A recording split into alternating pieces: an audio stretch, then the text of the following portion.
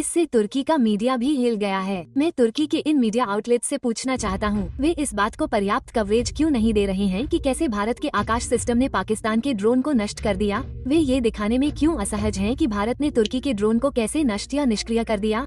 तुर्की और Azerbaijani media अपने कपटपूर्ण प्रचार के जरिए पाकिस्तान को पीड़ित और भारत को हमलावर के तौर पर पेश करते हैं, जबकि कश्मीर की इस्लाम से पहले की हिंदू विरासत और कश्मीर की स्वदेशी संस्कृति और आबादी के क्रूर इस्लामीकरण को नजरअंदाज करते हैं। तुर्की में भूकंप आने के बाद भारत ने तुर्की की मदद के लिए ऑपरेशन DST शुरू किया था, लेकिन ऐसा लगता है कि एर्दोगन ने साफ कर दिया है कि तुर्की को किसकी जरूरत है।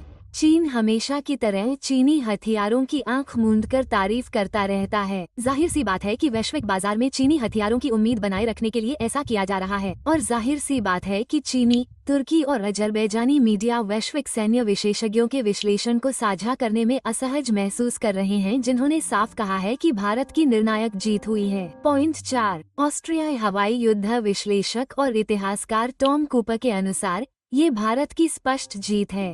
टॉम कूपर के शब्दों में, पाकिस्तान को एक के बाद एक झटके लगे और पाकिस्तान पर भारतीय हवाई हमले हुए और वो उनके खिलाफ कुछ नहीं कर सका। पेंटागन के पूर्व अधिकारी माइकल रूबिन के अनुसार ये भारत की जीत है। पेंटागन के पूर्व अधिकारी ने स्थिति का वर्णन करने के लिए बहुत कठोर शब्दों का इस्तेमाल किया। उनके अनुसार पाकिस्तान बहुत डरा हुआ था। उन्होंने क्या कहा, खैर आप इसे यहाँ पढ़ सकते हैं। अब देखते हैं कि अर्बन वॉरफेयर इंस्टीट्यूट के कार्यकारी निदेशक जॉन स्पेंसर इस पर क्या सोचते हैं। उनके अनुसार भारत ने एक बड़ी जीत हासिल की। उन्होंने आगे कहा, भारतीय वायुसेना ने पाकिस्तान के अंदर 9 आतंकी ठिकानों पर हमला किया। भारत की सैन्य श्रेष्ठता का प्रदर्शन हुआ। ये भारत के अत्याधुनिक स्वदेशी हथियार प्रणालियों के लिए भी एक जीत है।